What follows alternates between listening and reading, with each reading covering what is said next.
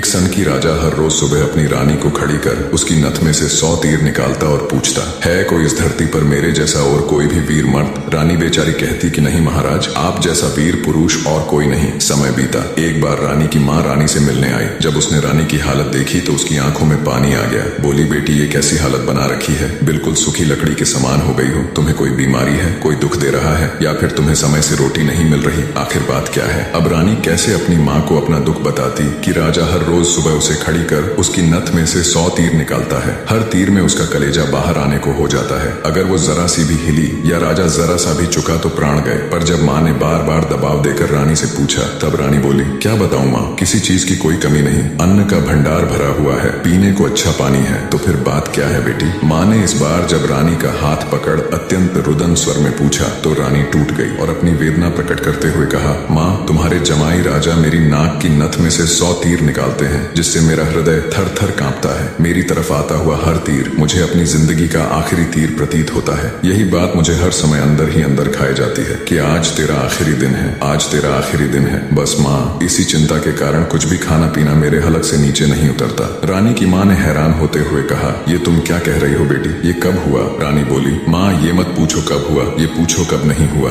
राजा हर रोज सुबह मुझे खड़ी करके सबसे पहले मेरी नथ में से 100 तीर निकालते हैं, उसके बाद ही अपना दिन शुरू करते हैं। बोली, कुछ बोलते भी हैं? रानी बोली, हाँ माँ कहते हैं। है इस धरती पर मेरे जैसा कोई और मर्द? रानी की माँ कुछ सोचते हुए बोली, बेटी चिंता मत कर, कल वो जब ऐसा पूछे तो कह देना, दुनिया में मर्द बहुत, घर नहीं तो बाहर बहुत, घर से बाहर निकलो शेर को स्वा शेर बहुत। इतना कह रानी की माँ अपनी बेटी से विदाई ले अपने घर चली गई। अब रानी को इंतजार था तो बस अगली सुबह का। राजा ने सोती हुई रानी को हाथ पकड़कर उठाया और कहा, रानी आ जाओ, समय हो गया। रानी ने सोचा, हे भगवान, बस आज और बच जाऊं, फिर तो जो माँ कहकर गई थी वो बोल दूंगी। और उठकर बाग में जाकर आंख बंद करके अपनी नथ पकड़कर खड़ी हो गई। राजा ने रोज की तरह एक के बाद एक 100 तीर रानी की नथ में से निकाले। तीर निकाल राजा बोला, बोल रानी, है दुनिया में मेरे जैसा कोई और शूरवीर मर्द? रानी हिम्मत जुटा बोली, महाराज दुनिया में शूरवीर मर्द बहुत, घर नहीं तो बाहर बहुत। आप बाहर निकल के देखो, शेर को सवा शेर बहुत। राजा हैरान होते हुए बोला, ठीक है रानी, अगर यही बात है तो कुछ खाने का सामान दो, मैं जा रहा हूँ बाहर शूरवीर मर्द देखने, मैं भी तो देखूं है कोई मुझसे ज्यादा शूरवीर मर्द इस दुनिया में। थोड़ा बहुत खाने पीने का सामान ले राजा निकल पड़ा। चलते चलते एक कच्चे रास्ते पर हो लिया। थोड़ी दूर ही चला तो आगे देखा, एक आदमी रास्ते के किनारे पर लेटा ऊपर की तरफ एकटक देख रहा है। राजा को बड़ा कौतूहल हुआ। ऊपर की तरफ देखा तो उसे सिवाय सूर्य की तेज किरणों के कुछ दिखाई नहीं दिया। गया जिज्ञासावश उसके पास और पूछा, क्यों भाई, ऊपर क्या देख रहे हो? काणे आदमी ने कहा, इंद्र के अखाड़े में परियों का नाच हो रहा है, वो देख रहा हूँ। राजा ने एक बार फिर से ऊपर देखा पर उसे कुछ दिखाई न दिया तो उसका आश्चर्य बढ़ गया। काणे आदमी ने ऊपर की तरफ ध्यान लगाए लगाए राजा से पूछा, तुम कौन हो भाई और कहाँ जा रहे हो? राजा बोला, मैं मालवा का राजा उत्पल राज हूँ, मैं दुनिया में शूरवीर मर्द देखने जा रहा हूँ। काणे को बड़ा कौतुक हुआ। बोला, तो थोड़ी देर मेरी प्रतीक्षा करो भाई। नाचते नाचते एक परी की पाजेब टूट गई है, वो नीचे गिरने वाली है, बस उसको लेकर मैं भी तुम्हारे साथ शूरवीर मर्द देखने चलूंगा। कुछ ही देर में आकाश से छम की आवाज से एक पाजेब नीचे आ गिरी। काणे ने उसे उठाया और जेब में रख लिया और बोला, अब चलो भाई मर्द देखने। मर्द कैसे होते हैं मैं भी तो देखूं। राजा के आश्चर्य की कोई सीमा नहीं थी। उसका अहंकार तो यही नष्ट हो चुका था, उसकी हवाइयां उड़ चुकी थीं। सोचा कि तू तो रानी की नथ से तीर निकाल अपने आप को सबसे बड़ा मर्द समझता था, तेरे से ज्यादा तो ये काणा है। एक आंख से अंधा होते हुए भी इंद्र के अखाड़े में क्या हो रहा है देख लेता है। अब राजा और काणा आदमी दोनों एक साथ चल पड़े मर्द देखने।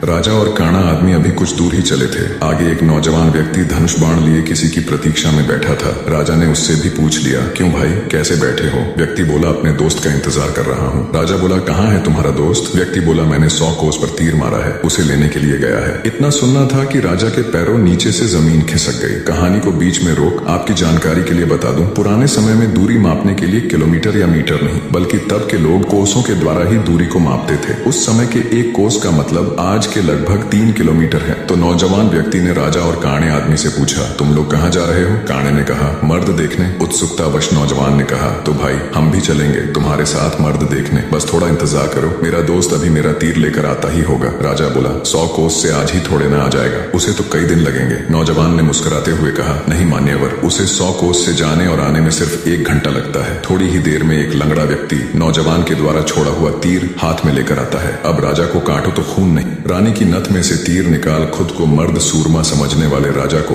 अब एक से एक बड़े सूरमा टकरा रहे थे। वो जिस बिल में हाथ डाल रहा था वहीं से सांप फुफकारते हुए निकल रहे थे। एक काणा आदमी जो एक आंख आंख ना होते हुए भी इंद्र के अखाड़े में परियों का नाच देख रहा है। एक युवा पराक्रमी नौजवान 100 कोस तक तीर मार रहा है। एक अपाहिज लंगड़ा आदमी 100 कोस की दूरी सिर्फ 1 घंटे में नाप देता है। बोझिल कदमों के साथ राजा अब उन तीनों के साथ आगे चल पड़ता है। चलते चलते वे एक नगर में पहुंचे जहां एक राजा की लड़की का स्वयंवर चल रहा था। स्वयंवर की शर्त थी कि जो व्यक्ति 50 कोस से 2 घंटे में हंसता पान बोल सुपारी ला देगा, उसी के साथ रानी का विवाह कर दिया जाएगा। चारों में से लंगड़ा ही इस काबिल था जो कोसों की दूरी मिनटों के हिसाब से तय कर सकता था। अंततः चारों की सलाह पर लंगड़ा व्यक्ति स्वयंवर की शर्त पूरी करने के लिए तैयार हो गया और शर्त अनुसार हंसता पान बोल सुपारी लाने के लिए चल पड़ा। रानी के स्वयंवर की शर्त अनुसार लंगड़ा व्यक्ति तेजी के साथ उस दिशा में बढ़ने लगा जहां हंसता पान बोल सुपारी का पेड़ था। अपनी दिव्य गति से थोड़े ही समय में वो उस पेड़ के पास जा पहुंचा। उसने सुपारी तोड़ी और अपनी जेब में डाल ली। सोचा अभी तो बहुत समय है, क्यों न थोड़ी देर सुस्ता लिया जाए। ये सोचकर वो उस पेड़ के नीचे सुस्ताने के लिए लेट गया। ठंडी हवा के झोंकों से जल्दी ही उसकी आंख लग गई। उधर तीनों की समय बीतने के साथ साथ चिंता बढ़ रही थी। 2 घंटे पूरे होने को आए थे, बस थोड़ा समय ही बचा था। नौजवान तीरंदाज ने कहा, इतना समय तो उसे कभी नहीं लगता, जरूर कुछ बात है। काने आदमी ने कहा, रुको मैं देखता हूँ। जब काने ने देखा तो वो पेड़ के नीचे सो रहा था और पेड़ से एक खूंखार जहरीला सांप उसे काटने के लिए उसकी तरफ बढ़ रहा था। जब ये बात उसने साथियों को बताई कि वो तो सो रहा है और एक जहरीला सांप उसकी तरफ बढ़ रहा है, तब तीरंदाज नौजवान ने काने से कहा, तुम मेरे तीर का निशाना सांप के फन पर लगाओ। काने ने कहा, हाँ ये ठीक है, निशाना लगाकर मैं हुंकारा भरूं तब तुम तीर छोड़ देना।